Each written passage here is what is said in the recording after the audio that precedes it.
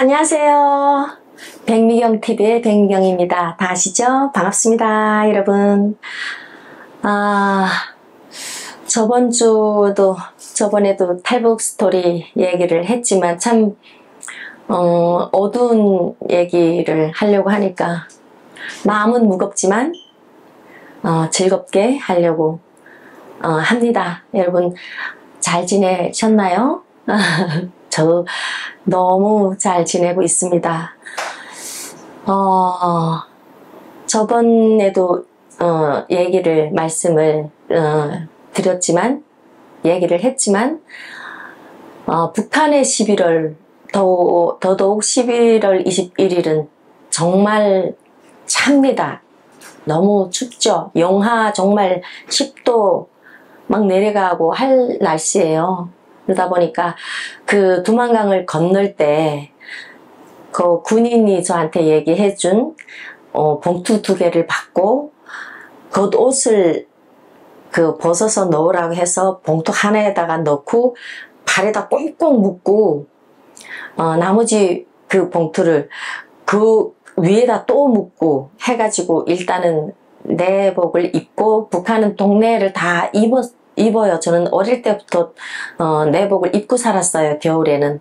그렇게 하고 물에 첨벙 저보고 하는 말이 어깨 쪽에 이렇게 붙으면서 이쪽으로 가서 그 대각선으로 가야지 조금 물이 얕다고 해서 알겠다고 하고 건너는데 대각선인지 직진인지 어디를 가는지 압니까?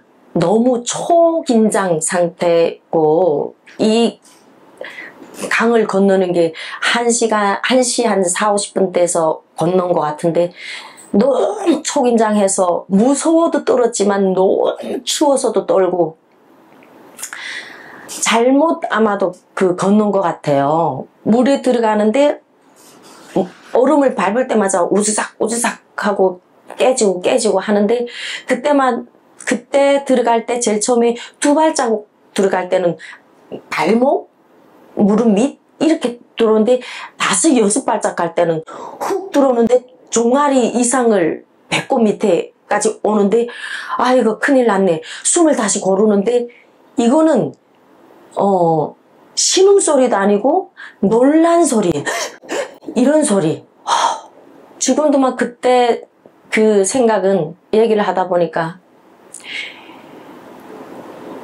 정말 그때 생각이 나네요. 얼음이 훅 들어오고 훅 들어와서 놀랐던 생각이 나네요. 근데 그 놀라움도 잠깐이죠. 너무 이게 뒷덜미를 당장에 잡는 것 같아서. 그리고 그 군인도 100불을 줬을 때 내가 그런 두만강을 이런 일 때문에 비사이주 이런 등장사 때문에 넘어가는 이런 사람이란 건 모르기 때문에 흔쾌히 100불 받고 보냈지만 그러니까 너무 나를 알기 때문에 긴장해가지고 두만강을 국경을 넘는다는 거는 보통 문제 아니죠.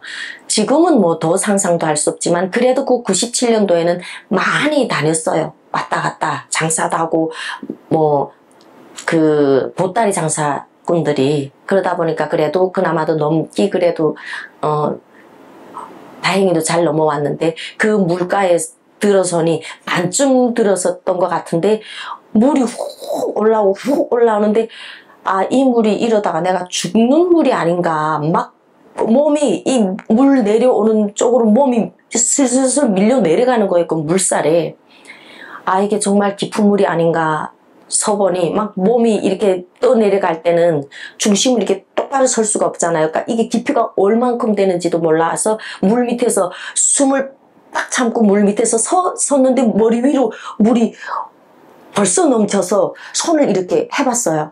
이게 정말 얼마나 깊은 물인지 하니까 손끝이 요만큼 딱 손목 여기 요만큼이 엄청 찬 거예요. 물 밑은 그러니까 이 바깥 온도보다 덜 찬 거예요. 신기하게도 손이 요만큼 나왔는데 그 젖은 손이 나온 거는 얘는 막 떨어져 나가라 정도로 엄청 시린 거예요. 아, 이게 엄청 깊은 물이구나. 내 키를 훨씬 넘는구나.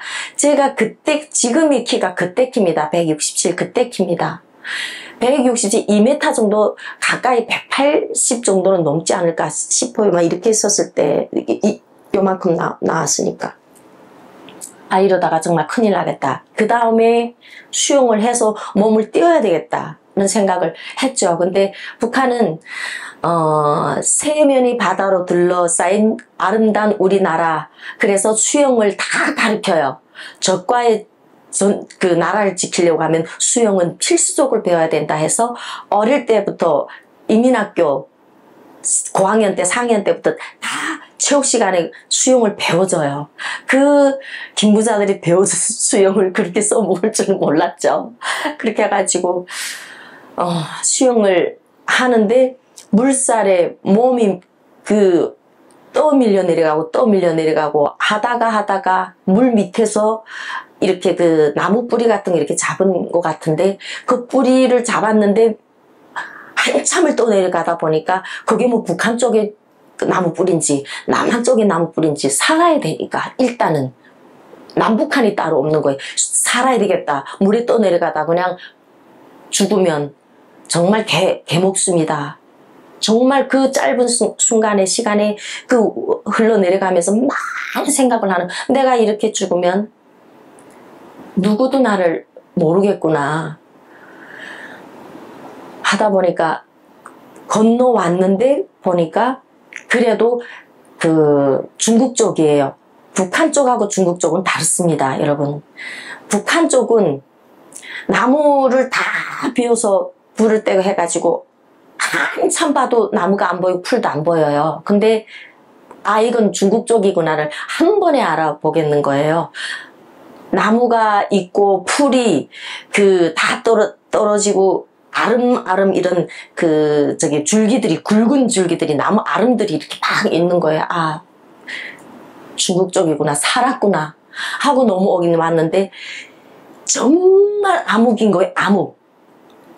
어디도 길도 없고 돌에 나무 덩쿨에 그냥 추운지 어쩐지, 그땐 저는 정말 추운지 어쩐지도 몰라서 그냥 떨떨떨 떨고 겁에 질려서 떨고 막 떨고 했던 것 같아요. 그래서 한참을 헤매고 무조건 그냥 발 가는 대로 가고 앞으로 가고 하다 보니까 어떤 아주 미세한 작은 불빛을 발견하고 거기로 작은 불빛이라는 게 정말 콩알만도 아니에요. 좁쌀보다 조금 크면은 기상인가요? 수수알인가요? 정말 작은 불빛이 멀리 있는데 얼만큼 멀리인지도 모르겠는 거예요. 그 불빛이 사람이 죽을 불빛인지 저기 가면은 나를 잡아서 죽이는지 살리는지도 모르고 무조건 그 불빛이 정말 나한테는 엄청나게 큰 빛으로 다가오는 거예요.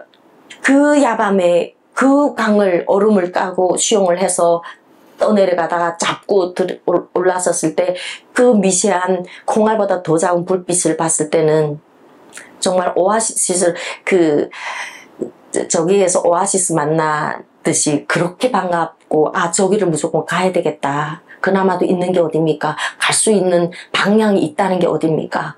그 밤중에, 새벽 2시, 3시 그 밤중에 거기를 그렇게 걸어서 가다 보니까 그 집 앞에까지 간 거예요. 여러분, 이게 날 살리는 불빛의 집일까요? 아니면 저는 여기서 잡혀서 큰일 날 집일까요?